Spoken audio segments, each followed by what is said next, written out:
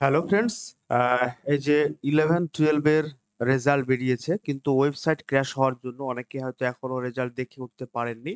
তো আমরা জিওগ্রাফির যে ফাইনাল অ্যান্সার কি যেটা কারেকশন করার পরে বেরিয়েছে তার ভিত্তিতে উত্তরগুলো মিলিয়ে নিয়েছি। আপনারা এগুলো দেখে ভিডিও দেখে কিন্তু আপনারা স্কোরটা জেনে নিতে পারেন। ওয়েবসাইটেও স্কোরের বেশি কিছু দেখাচ্ছে না যে ইন্টারভিউ ডাক পেলাম কি পেলাম না সেটা কিন্তু এখনো দেখাচ্ছে না। শুধুমাত্র স্কোরটাই দেখাচ্ছে কত আমার স্কোর হয়েছে। তো সেই স্কোরটা কিন্তু আমাদের ভিডিও দেখে আপনারা মিলিয়ে নিতে পারেন।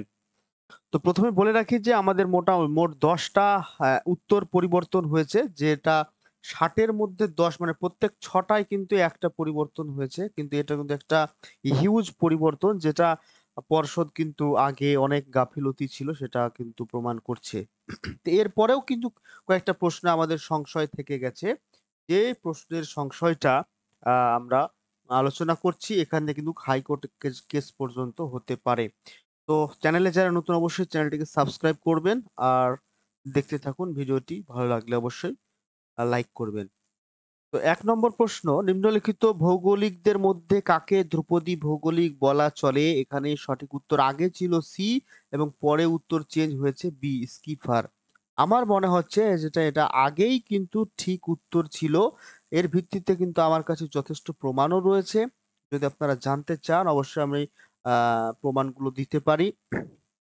তো এখানে কিন্তু এই প্রশ্নটা কিন্তু আবার একটা নতুন বিতর্কের সৃষ্টি হচ্ছে। মানে কেস পর্যন্ত হতে পারে। আ তো ২য় প্রশ্ন, বিশ্ব বাণিজ্য সংস্থার সদর দপ্তর এটা জেনিভায় অবস্থিত। সঠিক উত্তর কোনো পরিবর্তন হয়নি।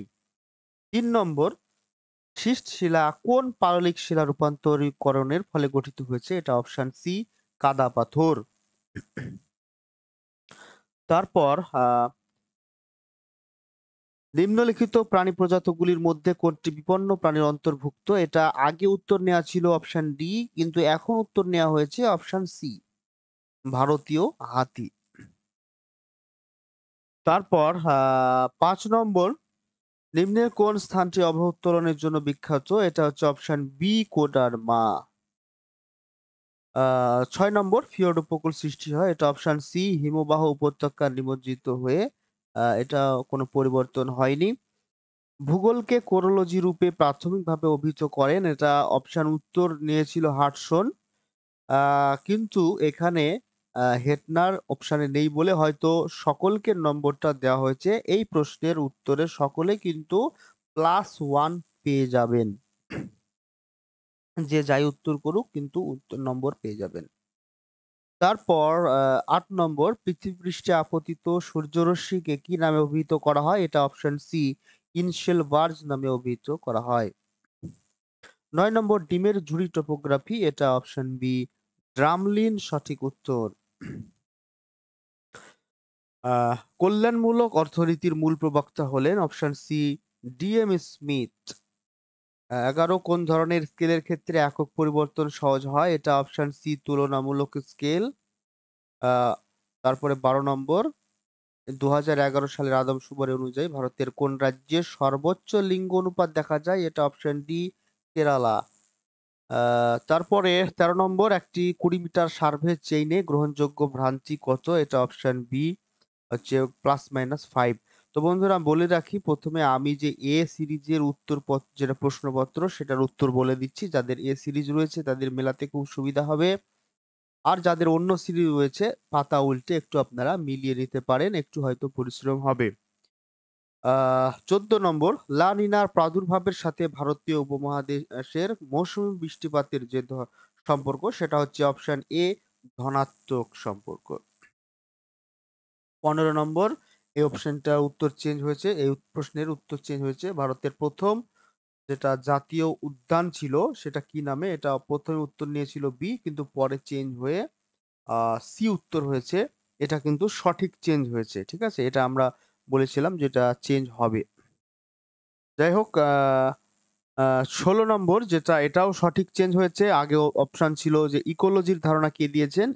অ্যান্সার টার্নসলে থেকে হেকেল হয়েছে। এটাও কিন্তু সঠিক চেঞ্জ হয়েছে। বিখ্যাত সাইলেন্ট ভ্যালি আন্দোলন ভারতবর্ষের কোন রাজ্যে সংগঠিত হয়েছিল? এটা অপশন ডি কেরালা। কোনো পরিবর্তন হয়নি। তারপরে ঘন্টা আকৃতির বয়স ও লিঙ্গ পিরামিড দেখে কি নির্দেশ করে? এটা হচ্ছে স্থিতিশীল জনসংখ্যা নির্দেশ করে। ১৯ নম্বর প্রশ্ন, নিম্নলিখিতগুলির মধ্যে কোনটি জনসংখ্যা পরিবর্তনের কারণ নয়? এটা হচ্ছে অপশন বি, অভ্যন্তরীণ পরিব্রাজন। ২০ নম্বর, কোরিওলিস বল এবং কেন্দ্রাতিক বলে ভারসাম্যের কারণে যে বায়ুর উৎপত্তি হয় সেটি হচ্ছে গ্রেডিয়েন্ট উইন্ড। আগে উত্তর নেওয়া হয়েছিল, এখন কিন্তু সকলকে নম্বর দেওয়া হয়েছে, চারটিকেই সঠিক উত্তর হিসেবে বিবেচনা করা হয়েছে। এখানে +1 কিন্তু সকলেই পেয়ে যাবে।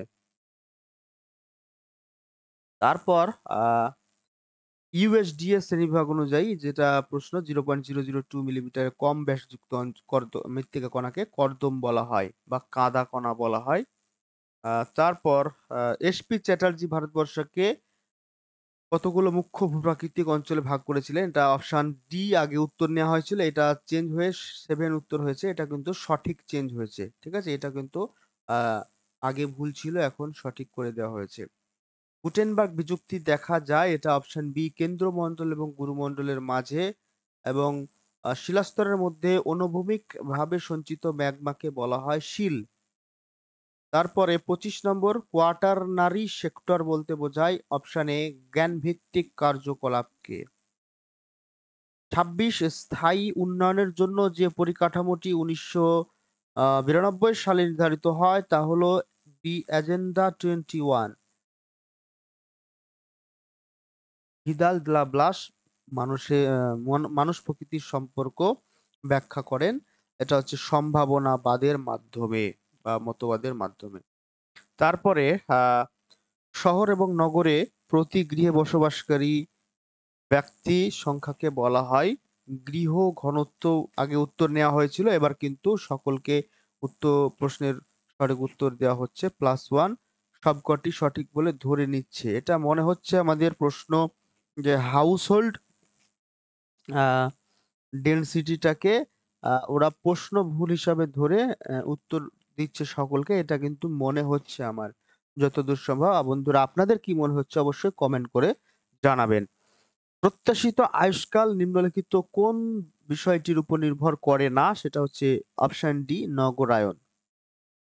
তারপর বাস্তুতন্ত্রের খাদ্য জালিকা সম্পর্কিত তত্ত্বের জনক হলেন চার্লস এলটন। অপশন বি সঠিক উত্তর। 31 নম্বর প্রশ্ন, একটি ডায়াগোনাল স্কেলের সাহায্যে নির্ভুলভাবে পরিমাপ করা যায়? অপশন বি 2 দশমিক পর্যন্ত বা দশমিকের পর 2 ঘর পর্যন্ত। তারপরে নিম্নলিখিত গুলির মধ্যে কোনটি বিষয়ানুগ মানচিত্রের উদাহরণ নয়? এটা হচ্ছে অপশন বি, ভূপ্রাকৃতিক বৈচিত্র্য সূচক মানচিত্র। তারপরে শেষ সীমা বা বেস লেভেলের ধারণা দিয়েছেন পাওয়েল। অপশন বি সঠিক উত্তর। এরপর জিমারম্যানের মতে কোন বৈশিষ্ট্যটি একটি প্রাকৃতিক উপাদানকে সম্পদে পরিণত করে? এটা অপশন এ, কার্যকারিতা এবং উপযোগিতা। 35 নম্বর, আবহবিকার প্রকৃতি ও মাত্রা বহুলাংশে নির্ভর করে জলবায়ুর উপরে। এটা অপশন সি। 36 নম্বর, একটি মূল শস্য চাষের সাথে আরেকটি অপ্রধান শস্য চাষকে বলা হয়? Option D, interculture. তারপরে কাম্য জনসংখ্যা তত্ত্বের প্রবর্তক হলেন অপশন বি, ক্যানন এবং স্যান্ডার্স। কোনো রকম পরিবর্তন হয়নি। কোন প্রকার মৃত্তিকা পরিলেখে হার্ড প্যানের উপস্থিতি লক্ষ্য করা যায়? এটা হচ্ছে অপশন সি, পটজল মৃত্তিকা। তারপরে ক্রান্তীয় উচ্চচাপ অঞ্চল থেকে মেরু বৃত্ত প্রদেশীয় নিম্নচাপ অঞ্চলের দিকে প্রবাহিত বায়ুকে আমরা পশ্চিমা বায়ু বলে জানি। এটাও সঠিক উত্তর রয়েছে বি। তারপর খরাপ্রবণ অঞ্চলে পরিবেশের সঙ্গে মানুষের অভিযোজন, যেটা শুষ্ক কৃষির প্রচলন, হচ্ছে সঠিক উত্তর অপশন এ। তারপর নিম্নলিখিত যুগলগুলির মধ্যে কোনটি দুর্যোগকে বিপর্যয়ে পরিণত হতে বাধা দেয়? এটা হচ্ছে অপশন বি, ক্ষমতায়ন এবং বিপন্নতা নিয়ন্ত্রণ। 42, নিম্নলিখিত যুগলগুলির মধ্যে কোনটি সম্পূর্ণ পাললিক জৈব ভূরাসায়নিক চক্র? সেটা হচ্ছে অপশন ডি, সালফার ও ফসফরাস। তারপর 43 নম্বর, বিচ্যুতির চরম পরিমাপের উদাহরণ হলো অপশন বি, চতুর্থক বিচ্যুতি ও প্রমাণ বিচ্যুতি। এরপর মৌসুমী নিম্নচাপের দুর্বল হয়ে যাওয়া এবং উত্তর ভারতের সমভূমি থেকে মৌসুমী বায়ুর পশ্চাদপসরণের ফলে যে সাময়িক উচ্চ তাপমাত্রা, যে আর্দ্রতা যুক্ত অসহনীয় আবহাওয়া তৈরি হয়, এটা হচ্ছে অক্টোবর উষ্ণতা বা অক্টোবর হিট বলে আমরা জানি। এরপর ৪৫ নিম্নলিখিতগুলির মধ্যে কোনটি বাগিচা ফসল হিসাবে চাষ করা যায় না? সেটা হচ্ছে অপশন ডি, পাট চাষ। তারপর ৪৬ নম্বর, যে বস্তু যেকোনো তাপমাত্রায় প্রতি একক ক্ষেত্রফলে যেকোনো তরঙ্গদৈর্ঘ্যের ক্ষেত্রে সর্বোচ্চ পরিমাণ শক্তি বিকিরণ করে তাকে বলা হয় অপশন এ ব্ল্যাক বডি। ৪৭ নম্বর, এটা কিন্তু পরিবর্তন হয়েছে। অত্যাধিক অনুভূমিক চাপের ফলে শায়িত ভাঁজের কোনো অংশ বিচ্ছিন্ন হয়ে দূরে অবস্থান করলে তাকে বলা হয়, আগে উত্তর ছিল ন্যাপ, কিন্তু এখন হয়ে গেছে সেটা আবৃত ভাঁজ বা ওভারফোল্ড। এটা কিন্তু আমার সংশয় থেকে গেল যে এই প্রশ্নটা আমার মতে আগেই সঠিক উত্তর ছিল, কিন্তু এখন মনে হচ্ছে কোনো বিতর্ক সৃষ্টি হতে পারে এই প্রশ্নটা নিয়ে। তারপরে ৪৮ নম্বর, শস্য সমন্বয় অঞ্চলের ধারণা দিয়েছিলেন অপশন এ জে.সি. ওয়েভার। তারপর আগ্নেয় মেখলা কোন মহাসাগরে? এটা অপশন সি প্রশান্ত মহাসাগরে দেখা যায়। তারপরে রয়েছে ৫০ নম্বর, সামাজিক বনসৃজন প্রকল্পের অন্যতম মূল উদ্দেশ্য হলো ক্ষয়িষ্ণু বনসম্পদের চেয়ে উপর থেকে চাপ হ্রাস। অপশন এ সঠিক উত্তর। সলিফ্লাকশন ও জেলিফ্লাকশন কোন ধরনের পুঞ্জ সঞ্চালন? এটা হচ্ছে ধীর প্রবাহ, অবশ্যই ধীর প্রবাহ, কিন্তু এই সলিফ্লাকশন বা জেলিফ্লাকশন এটা কিন্তু মৃত্তিকা বিসর্পণ উম বলেই কিন্তু বইয়ে লেখা আছে, অনেক বইয়ে। তো মৃত্তিকা বিসর্পণও এক ধরনের ধীর প্রবাহ, এবং এই সলিফ্লাকশন গুলো মৃত্তিকা বিসর্পণের ক্ষেত্রে কিন্তু দেখা যায়। তো আমার মতে দুটোকে যদি সঠিক উত্তর নিয়ে বিবেচনা করা হতো তাহলে খুব ভালো হতো, বিষয়টা যেহেতু একই জিনিস দাঁড়াচ্ছে। তো পর্ষদ এটা মনে করেছে ধীর প্রবাহ সঠিক বেস্ট অ্যান্সার, তাই ওটা নিয়েছে। ৫২, ১৯৬২ সালে হোয়াইটেকারের যে দুটি মুখ্য উপাদানের ভিত্তিতে বায়োমেট শ্রেণীবিভাগ করেন সেটি হলো অপশন এ গড় বার্ষিক তাপমাত্রা এবং গড় বার্ষিক অধঃক্ষেপণ। তারপরে ৫৩ নম্বর, অল্টিমিটার যন্ত্রের সাহায্যে মাপা হয় অপশন সি সমুদ্র তল থেকে উচ্চতা। এবার ৫৪ নম্বর দেখি, নিম্নলিখিত মৃত্তিকা সৃষ্টির নিয়ন্ত্রকগুলির মধ্যে কোনটি গৌণ নিয়ন্ত্রক? হচ্ছে অপশন এ ভূমিরূপ হচ্ছে গৌণ নিয়ন্ত্রক। ৫৫ নম্বর, কোন ব্যায়ামে প্রতি বর্গ মিটারে সর্বাধিক জীবভর লক্ষ্য করা যায়? অপশন সি ক্রান্তীয় বৃষ্টি অরণ্য বায়োম। এরপর ৫৬ নম্বর, যেটা আফ্রিকার মাসাই মারা অরণ্য অঞ্চলটি নিম্নের কোন জলবায়ু শ্রেণীর অন্তর্গত? সেটা হচ্ছে অপশন সি ভূমধ্য সাগরীয় জলবায়ু বলে নেওয়া হয়েছিল, এটা চেঞ্জ হয়ে সাভানার জলবায়ু করা হয়েছে, এটা কিন্তু সঠিক চেঞ্জ বলে আমি মনে করছি। আগে ভুল ছিল, এখন সঠিক করে দেওয়া হয়েছে। তারপর মরু অঞ্চলে ক্ষয়চক্রের শেষ পর্যায়ে কোন ধরনের ভূমিরূপ দেখা যায়? এটা হচ্ছে অপশন এ ইনশেল বার্চ দেখা যায়। ৫৮ নম্বর প্রশ্ন, সামুদ্রিক ট্রান্সফর্ম চ্যুতি কোন পাতসীমানায় দেখা যায়? এটা অপশন সি নিরপেক্ষ পাতসীমানায় কিন্তু দেখা যায়। এরপর ৫৯ নম্বর, ভারতের ডেটামতল কোন জায়গা থেকে ধরা হয়? এটা অপশন বি মুম্বাইয়ের গড় সমুদ্রপৃষ্ঠ, এটাও সঠিক উত্তর। অনেকে হয়তো এটা করাচি এবং চেন্নাই কিছু বইয়ে থাকার জন্য করেছিলেন, কিন্তু এটা আপডেট বিষয়। এটা করাচির আগে ছিল, অনেক পূর্বে, কিন্তু বর্তমানে এখন মুম্বাইয়ের গড় সমুদ্রপৃষ্ঠ থেকে ধরা হয়। তারপরে শেষ প্রশ্ন যেটা, social justice and the city বইটির লেখক হলেন ডেভিড হার্ভে। তো এই যে ছিল ৭টি প্রশ্নের সঠিক উত্তর, এখান থেকে মিলিয়েও আপনারা আপনার স্কোরটি জেনে যাবেন, এবং ওয়েবসাইট খুললে অবশ্যই আপনারা সেটা মিলিয়ে নেবেন। এখান থেকে কতটা স্কোর হলো অবশ্যই আপনাদের জানাবেন যে ৬০ এর মধ্যে আপনি কত পাচ্ছেন, এবং যদি কোনো প্রশ্নের এখনো সংশয় থেকে থাকে সেটাও আমাদেরকে জানাবেন। আমরা সঠিক উত্তর অনুধাবন করার চেষ্টা করব। তবে বলে রাখি যে উত্তরপত্র বেরোলো এটা কিন্তু ফাইনাল উত্তর বলে বোর্ড নেবে আরকি। এরপরে যদি কোনো চেঞ্জের পরিবর্তন হয় তাহলে সরাসরি কিন্তু হাইকোর্টে যেতে হবে।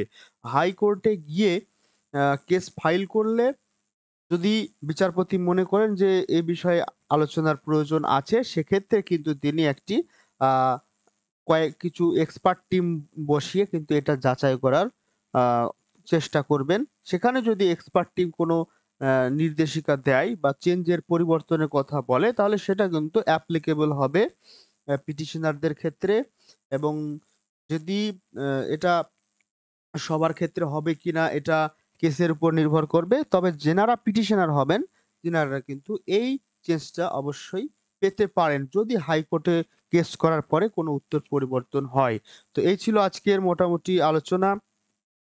ভিডিওটিকে অবশ্যই শেয়ার করবেন বন্ধুদের সঙ্গে। আর কোনো বিষয় জানার থাকলে অবশ্যই কমেন্ট করে আমাদের জানাবেন।